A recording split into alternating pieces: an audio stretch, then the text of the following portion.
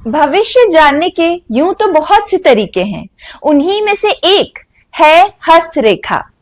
हस्तरेखा विज्ञान, पाल्मिस्ट्री, ये एक बहुत पुराना विज्ञान है जहां हमारे हाथों की रेखाओं के माध्यम से फ्यूचर को प्रेडिक्ट किया जाता है। विद्या वीरम पे आज के स्पेशल पॉडकास्ट में हमारे साथ जाने माने astrologer, palm specialist doctor Lalit ji Soni Jain मौजूद हैं। मैं बहुत स्वागत करती हूँ आपका हमारे चैनल पे। Thank you so much. नमस्कार, जय जिनेंद्र।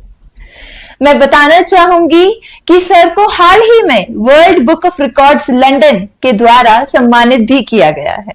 क्या हस्तरेखा सब कुछ बता सकती है हमारे भविष्य के बारे में? देखिए, हस्तरेखा के माध्यम से निश्चित रूप से हमारे जीवन में घटने वाली घटनाओं का चित्रण किया जा सकता है। कब क्या होगा, कैसा होगा, इसके बारे में जाना जा सकता है। लेकिन 100% ज्योतिषी के अंदर यह बात सटीक नहीं बैठती कि जो बोला है वो होगा ही, लेकिन उसके करीब करीब तक पहुंच जाने की क्रिया वहां तक हो जाती है। इसके माध्यम से आदमी अपने जीवन के महत्वपूर्ण फैसले ले सकता है। अपने जीवन को किस तरीके से चलाना है, उस तरीके के निर्णय लेकर हमारे जीवन को व्यवस्थित करने में सहायता पैदा हो सकती है। तो निश्चित रूप से ज्योतिषी के माध्यम से बहुत कुछ जाना जा सकता है और उनको जानकर हमारे जीवन के अंदर घटने वाली घटनाओं को कम किया जा सकता है, या उन परेशानियों को कम किया जा सकता है, या उनके लाभ लिए जा सकते हैं। तो उस हिसाब से हमारे हाथों में से कौन सा हाथ देखा जाता है? निश्चित रूप से दोनों हाथों की गणना की जाती है। एक हमारा भाग्य हाथ होता है और एक हमारा कर्म हाथ होता है। हमारा जो लेफ्ट हैंड होता है, जिससे हम काम नहीं करते हैं ज्यादातर, उसके अंदर हमारे भाग्य को दृष्टिपात किया जाता है, हमारे भाग्य रेखा को जाना जाता है, या हमारे भाग्य को देखने के लिए इस हाथ का उपयोग किया जाता है। इसके अंदर जो रेखाएं होती है वो ये दिखाती है कि हमारे जीवन में कौन से लाभ कब अच्छे होंगे, बुरे होंगे, या हमारे जीवन में उसके लाभान्वित होने के अवसर कब कब मिल सकते हैं, या हम उसके हमारे भाग्य में कैसा है और कैसी स्थितियां बनती है। और एक हाथ होता है जिससे हम काम करते हैं, वो कर्म हाथ होता है। और निश्चित रूप से जीवन कर्म से बदलता है, तो कर्म के माध्यम से हमारे जीवन में जो चेंज आ सकते हैं वो सारी चीजें हमारे दायां हाथ दिखाता है। तो दोनों हाथों को परीक्षण करना आवश्यक होता है। जैसे कि आपने कहा, मैं एक एक करके इस पे बात करना चाहूंगी। सबसे पहले प्लीज हमें बताएं कि कौन कौन सी रेखाएं होती है हमारे हाथ में और क्या बताती है? देखिए, हाथों के अंदर महत्वपूर्ण रेखाओं का चित्रण हम करें, रेखाएं तो बहुत होती है और हर रेखा अपना महत्व रखती है। हाँ।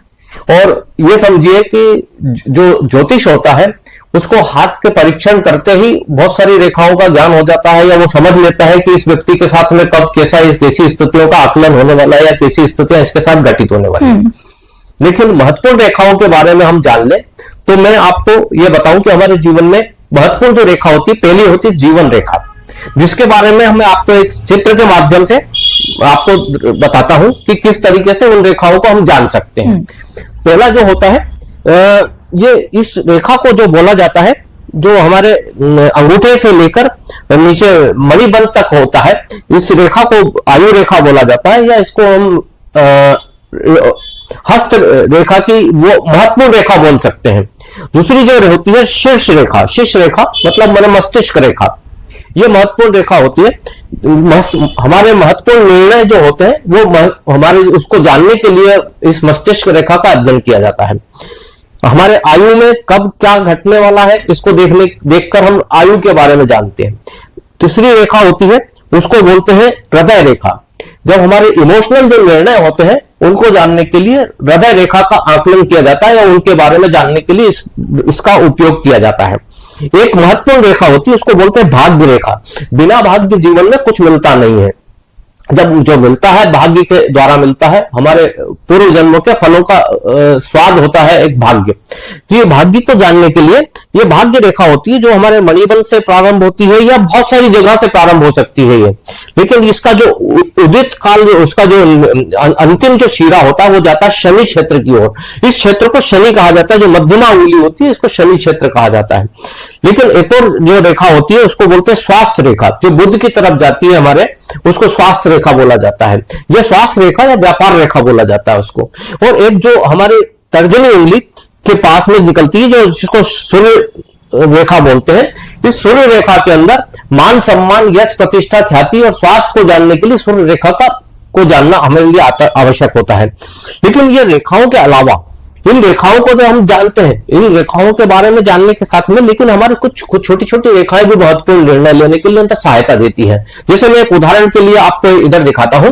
यदि आप इसके बारे में देखें तो ये हाथ जो बना हुआ है इसमें अंगुलियां दी हुई है, तो गुरु मुद्रा दी हुई है, शनि मुद्रा दी हुई है, रवि मुद्रा दी है, बुध मुद्रा दी है। ये बुध मुद्रा और रवि मुद्रा के बीच में जो छोटी छोटी सी रेखाएं खड़ी होती है इस उंगली के माध्य पास में, इसको हम बोलते हैं, इन रेखाओं को बोला जाता है जिसको विज्ञान रेखाएं। जो विज्ञान हमारे को जैसे साइंस के अंदर जाना है या साइंस से आप कुछ कर सकते हैं या आप जीवन में विज्ञान के माध्यम से कुछ समाज को या संसार को दे सकते हैं, ऐसे लोगों के हाथ में छोटी छोटी रेखाएं यहां पर खड़ी हो जाती है, उसको हम बुध मुद्रा बोलते हैं या साइंस रेखा बोलते हैं या उसको विज्ञान रेखाओं का संज्ञा स्थान बोलते हैं। तब छोटी उंगली के पास में एक कुछ रेखाएं खड़ी होती है, उसको विवाह रेखा या उसके ऊपर जो चलने वाली रेखाओं को संतान रेखाओं का संज्ञा स्थान दिया जाता है। उनके माध्यम से इन दोनों के बारे में जाना जाता है। बहुत सारी रेखाएं होती है, सुमन रेखा होती है, चंद्र रेखा होती है, भाग्य रेखा होती है, मंगल रेखा होती है। इस तरह की रेखाओं का आकलन करके ही हमारे जीवन का सही चित्रण किया जा सकता है या उनके माध्यम से हमारे आने वाले भविष्य को जानने की क्रिया की जा सकती है। आज बहुत सारी रेखाओं के बारे में हमने जाना है। आप जरूर ये वीडियो देखते वक्त अपने हाथ को देख ही रहे होंगे, मैं जानती हूँ। जैसे कि आपने कहा कि एक हाथ हमारा भाग्य बताता है, भाग्य रेखा भी आपने हमें बताई। क्या एक हाथ में एक से ज्यादा भाग्य रेखा होती है? जी हाँ, भाग्य रेखाएं बहुत सारी जगह से उदित हो सकती है और अलग अलग हाथों में अलग अलग जगह से उदित रेखाएं जो शनि क्षेत्र की ओर जाती है, जिनका उदय काल कहीं से भी हो सकता है, लेकिन वो कभी सूर्य स्थान से होता है, कभी शुक्र स्थान से होता है, तो बुध स्थान से होता है, तो चंद्र स्थान से उदित होता है। अलग अलग जगह से उदित होकर कुछ रेखाएं और एक दूसरे से मिलती हुई जो शनि क्षेत्र की ओर चली जाती है। शनि पर्वत जिसको हम देखे जाए तो बीच की जो उंगली होती है, यहाँ पर इस जगह पर शनि का क्षेत्र होता है। इस क्षेत्र तक पहुंचने वाली रेखाओं को भाग्य रेखा कहा जाता है। लेकिन सपोर्ट रेखाओं के रूप में भाग्य रेखाएं बन सकती है, लेकिन उसको आकलन करने के लिए जो शनि क्षेत्र की तरफ जो रेखा जाती है उसी को हम भाग्य रेखा का आकलन उसी से करते हैं और सही प्रेडिक्शन उसी से ज्ञात किए जा सकते हैं। क्या फ्यूचर के बारे में जान के होने वाली चीजों को हम बदल सकते हैं या रोक सकते हैं? जी हाँ, जो इन सबको बदला जा सकता है, रोका जा सकता है, लेकिन इसलिए बदला जा सकता है, रोका जा सकता है क्योंकि आपको पता चल गया है। घटनाएं तो होगी, जो आपके भाग्य में लिखा है वो होना है, नियत है, उस टाइप की स्थितियां आपके सामने आएगी। लेकिन जब आपको किसी चीज के बारे में पता चल जाता है तो आप अपने निर्णय ले सकते हैं, समय पर निर्णय लेकर और उन चीजों को बदलने में सहायता दे सकते हैं। उस टाइप की या उस तरह की घटनाएं तो आपके साथ आना ही है, ये तो मान के चलिए। यदि आपको स्वास्थ्य में कोई दिक्कत आनी है तो आएगी, आपके भाग्य में कोई नुकसान लिखा है तो होगा, आपके भाग्य में यदि कोई फायदा लिखा है तो वो मिलना है। लेकिन उसको कम या ज्यादा हम यह जानकर कर सकते हैं। जब आपको किसी बारे में पता चल जाता है कि मैं इस जगह जाऊंगा तो यहाँ पर मेरे को चोट लग सकती है, या इस जगह को मैं कूदूंगा तो मेरे को परेशानी हो सकती है, या मैं इस जगह पर कुछ करने बैठूंगा तो मेरे को दिक्कत या दिक्कतों का सामना करना पड़ सकता है, या यहाँ पर काम करने से मेरा अच्छा हो सकता है, तो आपको पता चल जाता है तो वो कर्म करने में आप अपने तरीके से निर्णय ले पाते हैं कि करूं या नहीं करूं, तो उससे आप लाभान्वित होते हैं। निश्चित रूप से बहुत सारे फर्क आप महसूस कर सकते हैं उन घटनाओं में, लेकिन उस टाइप की घटनाएं जरूर जीवन में आती है, ये मान के चलिए आप। तो क्या उम्र के साथ हाथ की रेखाएं बदलती भी हैं? जी हाँ, हाथ की रेखाएं कर्म के आधार पर बदलती रहती है। हम जैसे कर्म करेगा वैसे फल देगा भगवान, यह है गीता का ज्ञान, आपने सुना होगा। लेकिन निश्चित रूप से ये नहीं है। लेकिन ये बात जरूर है कि हम जो कर्म करते हैं उस आधार पर हमारी रेखाएं बदलती रहती है। इसलिए हमारे भविष्यवक्ता या हमारे जो ज्योतिषी व्यक्ति होते हैं उन लोगों से आप संपर्क करते रहें, समय समय पर अपना हस्त परीक्षण कराते रहें, तो आपको ये निश्चित पता चलता रहेगा कि हमारे जीवन में अच्छा हुआ है या बुरा हुआ है, आने वाला भविष्य हमारा कैसा है। इस चीज को आप जानकर अपने जीवन के महत्वपूर्ण निर्णय या फैसले ले सकते हैं। तो ये कपल्स के लिए कैसे वर्क करती है? क्या एक का असर दूसरे पे होता है? एक का भाग्य दूसरे को भाग्य को प्रभावित करता है, यह मेरा कहना नहीं है। मेरा मानना है कि व्यक्ति खुद अपना भाग्य लेकर आता है और उसके आधार पर उसके जीवन में घटनाएं घटती हैं। लेकिन मनुष्य जीवन में पति और पत्नी एक दूसरे के पर्याय माने गए, और पत्नी पति के लिए और पति पत्नी के लिए एक दूसरे के साथी होते हैं और जीवन भर साथ गुजारते हैं। तो साथ में जैसा व्यक्ति या जैसे कर्म वाले व्यक्ति हमारे साथ होते हैं वैसे ही हम परिणाम देने लगते हैं। जैसे गुंडे के साथ में आप किसी गंदगी फैलाने वाले व्यक्ति के साथ में या किसी गलत सेवन करने जैसे दारू पीने वाले या नशा करने वाले व्यक्ति के साथ में आप रहते हैं तो उस तरीके के कर्म करने की आपकी स्थितियां पैदा होने लगती है, मन वैसा करने लगता है। वैसे ही हमारे जीवन में साथ रहने वाले व्यक्ति के भाग्य या कर्म जो रहते हैं वो हमें कहीं ना कहीं प्रभावित करते हैं। और पति पत्नी एक दूसरे के पर्याय माने गए हैं, और ये माना गया है शास्त्र में कि कहीं ना कहीं इंडिकेशंस भाग्य में कहीं ना कहीं चेंज में लाने का परिणाम एक दूसरे को देते हैं। तो आज हमने ये भी जाना कि कपल्स के लिए कैसे एक दूसरे से मिली हुई ही होती है उनकी रेखाएं। क्या शादी कुंडली मिलाकर और मुहूर्त देखकर ही करना चाहिए? जी हाँ, मेरा यह मानना है कि विवाह यदि कुंडली मिलाकर किया जाए या उनके बारे में व्यवस्थित जानकारी लेकर किया जाए तो आप सही निर्णय ले सकते हैं। कुंडली मिलान करने से एक फायदा होता है कि आपके जीवन में घटने वाली घटनाएं या आपके साथ होने वाली अनसोची परेशानियां, दिक्कतें जो आ सकती है, क्या होता है मंगल और शनि का जो मिलान होता है यह महत्वपूर्ण हिस्सा रखता है। यदि ये मंगल और शनि का मिलान सही नहीं हो रहा हो या हमारे गुण एक दूसरे के व्यवस्थित नहीं मिले हैं, एक दूसरे का व्यवहार आचरण एक दूसरे नहीं मिल रहा है, ये पत्रिका के माध्यम से जाना जा सकता है कि हमारे आचरण कैसे हैं, हमारे गुण मिल रहे हैं कि नहीं, हमारे मंगल शनि के योग एक दूसरे से मिलान कर रहे हैं कि नहीं। ये सब चीजें यदि व्यवस्थित मिल रही है और उससे शादी विवाह किया जाता है तो उनका लाइफ अच्छी होती है, उनका जीवन ज्यादा अच्छा चलता है। लेकिन ये जरूरी नहीं कि मिलान किया ही जाए। 9.5 गुण मिले हुए व्यक्ति भी अपने जीवन को एक दूसरे के साथ काट लेते हैं। काट लेते हैं ये शब्द कह रहा हूं मैं। अच्छा, मतलब काट लेना मतलब अने सिर्फ आप अपने जीवन को जी रहे हैं लेकिन अच्छे से जी रहे हैं और आपका जीवन एक दूसरे को सहयोग से और या एक दूसरे के साथ में आनंदित वातावरण में गुजर रहा है, उस चीज को यदि बनाए रखना है तो निश्चित रूप से पत्रिका मिलान कर लेना चाहिए, जिससे कि आपका भविष्य सुरक्षित हो जाए, आप दूसरों के संबंध अच्छे रहे, आप दूसरों का एक दूसरे के प्रति व्यवहार अच्छा रहे, आचरण अच्छे रहे और अपनी लाइफ का आनंद पूर्वक जीवन यापन कर सके।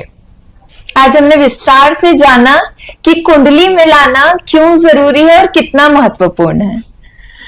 ज्योतिषी से जुड़े बहुत सारे उपाय हमने सुने हैं कि ऐसा कर लो तो ऐसा हो जाएगा। बहुत सी चीजें देखी है भी है और सुनी भी है, इसके बारे में प्लीज आप विस्तार से बताइए। देखिए, जीवन में आपको कुछ चीजें शास्त्र में दी हुई है जिसको कर लेने से हमारे जीवन में बदलाव आ सकते हैं। ज्योतिषी के अंदर कुछ ग्रह हमारे हाथों में, जैसे अभी मैंने बताया था कि कुछ ग्रह ऐसे होते हैं जो हमारे यहाँ पर अपने इतने स्थानों पर बैठे होते हैं, उनकी माउंट्स होते हैं, उनका एक क्षेत्र होता है, उनका एक क्षेत्र विशेष होता है। उस क्षेत्र विशेष के अंदर वो अपना काम करते हैं। शनि की स्थिति, गुरु की स्थिति, मंगल की स्थिति, चंद्र की स्थिति सब अपनी अपनी जगह पर होती है। जब उनके ग्रहों के आकलन के अंदर कुछ नेगेटिव पॉजिटिव बनता है, जब उनकी स्थितियां व्यवस्थित है या नहीं है इसके बारे में जानना होता है, या इसमें कुछ नेगेटिव है, मान लीजिए आपकी चंद्र की स्थिति अच्छी नहीं है, शुक्र की स्थिति अच्छी नहीं है, आपका गुरु की स्थिति अच्छी नहीं है, तो आपको उसको उपाय करना है। तो उसके लिए क्या करना है, आपके शुभ ग्रहों, शास्त्र में दिया हुआ है अपने शुभ ग्रहों की ताकत को बढ़ाकर और नेगेटिव ग्रहों को कम किया जा सकता है। क्योंकि आपके शुभ ग्रह जब आपकी एनर्जी ज्यादा हो जाएगी, आपकी ताकत अच्छी हो जाएगी, आपके शुभ ग्रहों की ताकत बढ़ जाएगी, तो और नेगेटिव को झेलने की ताकत उनमें पैदा हो जाती है।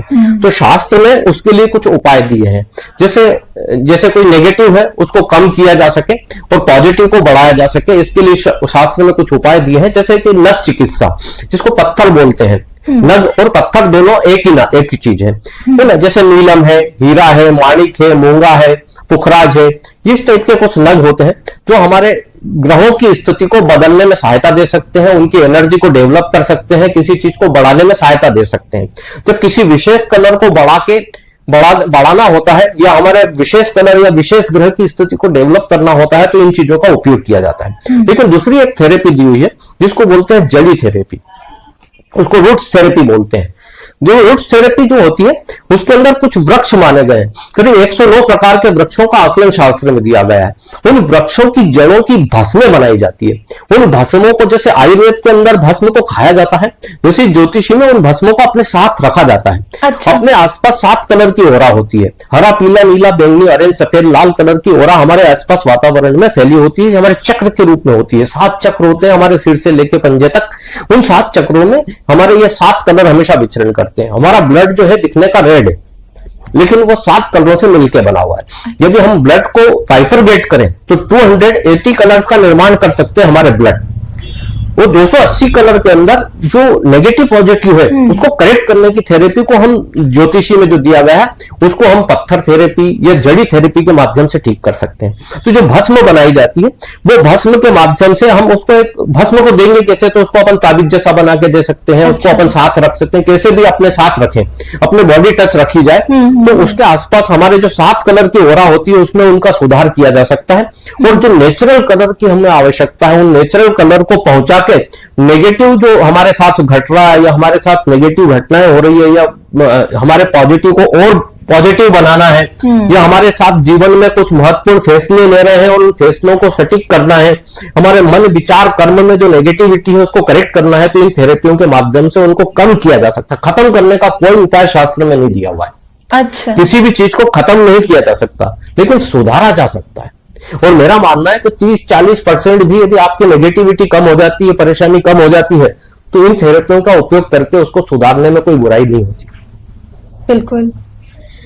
शायद ये नॉलेज मेरे जैसे और भी बहुत लोग होंगे जो हमें इतने विस्तार से शायद पता ही नहीं होगा। आज तक सिर्फ सुना था कि ज्योतिषी में बहुत से उपाय दिए जाते हैं, पर उसके पीछे का बेसिक साइंस, एक मेथोडोलॉजी, एक सोच विचार क्या है, आज हमने वो जाना। राजयोग क्या होता है? राजयोग कुछ भी नहीं। राजयोग ऐसा योग है जब पहले एक संसार होता था, वो राजा रजवाड़े होते थे और देखा होता था कि राजयोग मतलब उन्हें जिसके पास मान, सम्मान, प्रतिष्ठा, ख्याति हो, सम्मान मिलता हो, इज्जत मिलती हो, ये सब चीजें जिनके पास होती है उसको राजयोग के संज्ञा स्थान दिया गया है। शास्त्र में जिनके पास यह सब सुविधाएं मिल रही है वो राजयोग का मालिक है। तो ग्रहों में जब अपने जैसे पत्रिका के अंदर 10वें स्थान पर या भाग्य के आसपास या शुभ ग्रहों की स्थिति निर्मित होती है तो उसको राजयोग का संज्ञा स्थान कह दिया जाता है। हाथों के अंदर भी यदि आपके गुरु की स्थितियां, आपके शुभ ग्रहों की स्थितियां यदि अच्छी स्थितियों में बैठी हुई है तो वो राजयोग का मालिक होता है और उसको मान, सम्मान या प्रतिष्ठा, ख्याति जैसे पदों की प्राप्तियां होती है। सरकारी योग या राजनीतिक क्षेत्र में जाने वाले जो व्यक्ति होते हैं वो राजयोग के मालिक होते हैं। इन लोगों को ही राजयोग मिलने की संभावना है। सभी राजयोग के मालिक हो जाएंगे यह जरूरी नहीं है।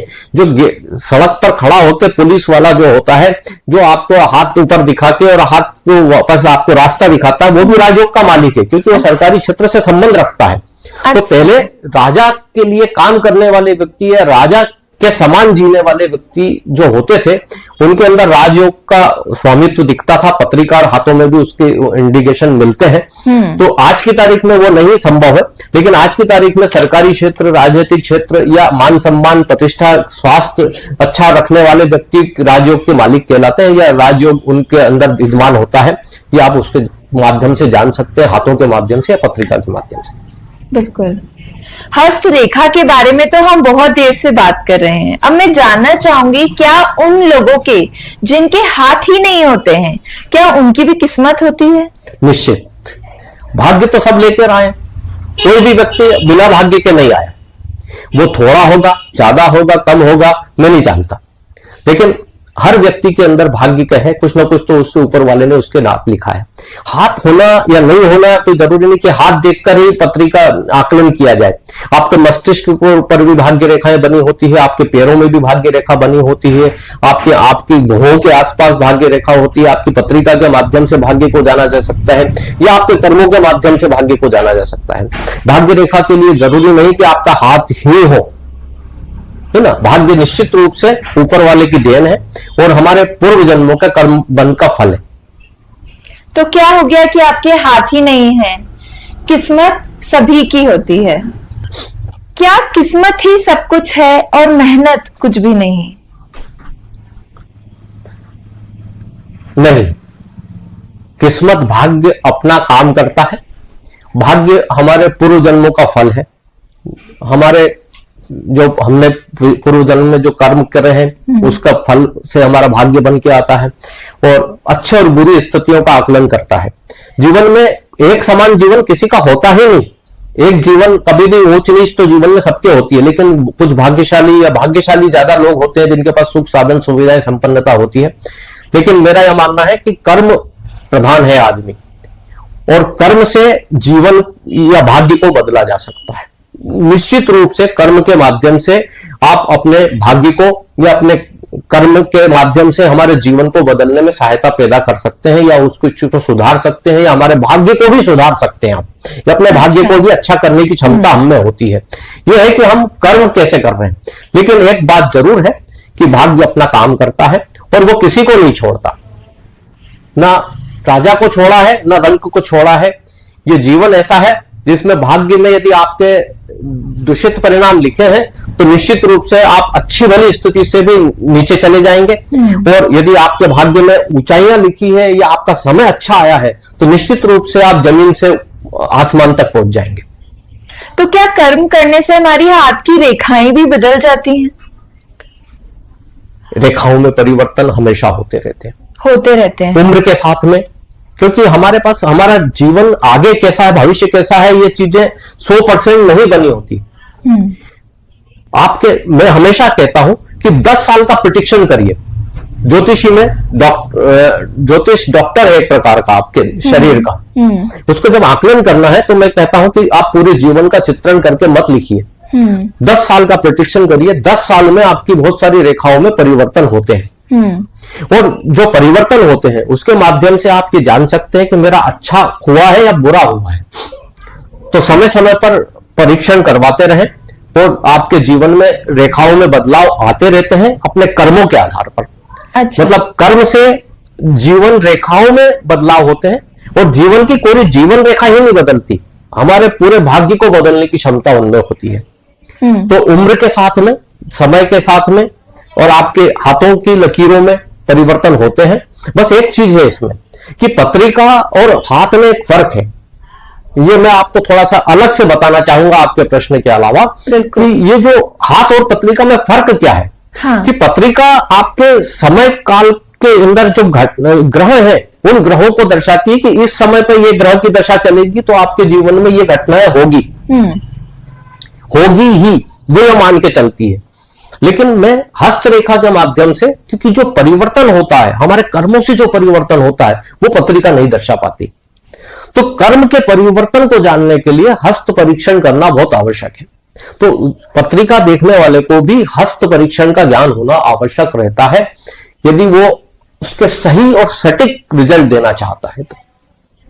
बिल्कुल, आज हमने बहुत सी चीजों के बारे में सुना है। इस विज्ञान को बहुत ही नजदीकी से बातचीत के माध्यम से देखने और समझने की एक छोटी सी कोशिश की है। हस्त रेखा के बारे में तो हम बहुत कुछ जान चुके हैं। हमने सुना है कि आप डाउजिंग भी करते हैं। डाउजिंग एक निश्चित एक ऐसी मेथड है जिसके माध्यम से छुपी हुई चीज को जानने की क्रिया की जा सकती है। मैं एक उदाहरण के लिए बता सकता हूं कि डाउजिंग कैसे की हो जाती है। डाउजिंग के अंदर एक पेंडुलम का उपयोग किया जाता है।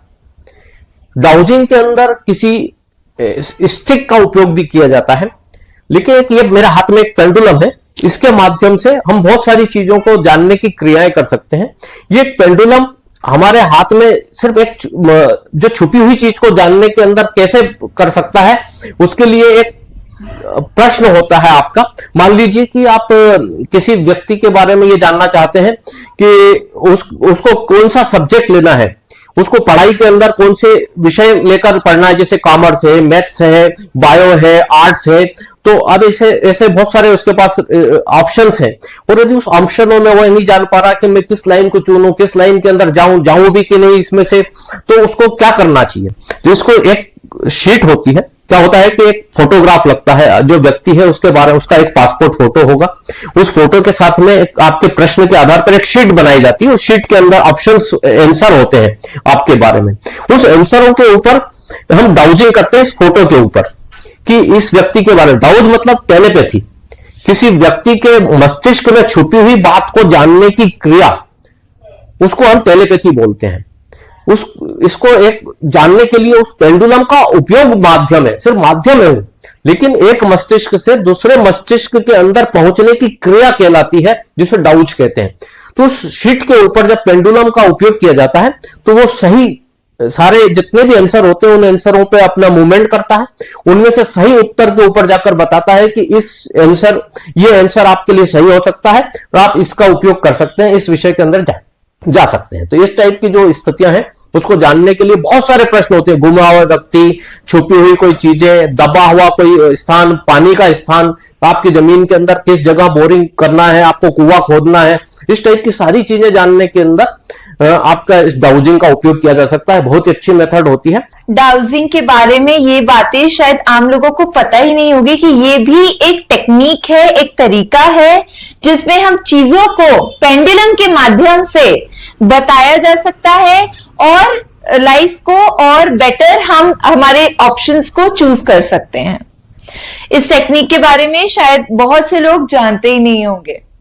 हस्तरेखा के बारे में, पाल्मिस्ट्री के बारे में, डाउजिंग के बारे में आपने जो भी विशेष बातें हमको बताई है, I am very sure viewers को बहुत अच्छी लगेंगी, वो जानेंगे और समझेंगे इस विज्ञान को और भी नजदीकी से।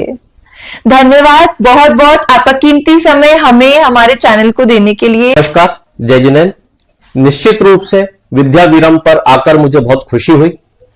आप लोगों से चर्चा कर जो ज्योतिषी के बारे में मैं मार्गदर्शन कर सका, उसके लिए आप सभी का तहे दिल से मैं धन्यवाद अदा करता हूं, और लोगों तक ये सही जानकारियां पहुंचे मैं इसकी उम्मीद करता हूं। बिल्कुल।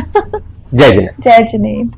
पाल्मिस्ट्री, हस्तरेखा विज्ञान, इस विषय पे अगर आज का पॉडकास्ट आपको हमारा पसंद आया हो तो हमारे चैनल को लाइक कीजिए, ज्यादा से ज्यादा लोगों के साथ इसे शेयर कीजिए और सब्सक्राइब जरूर कीजिए। Thank you so much for watching.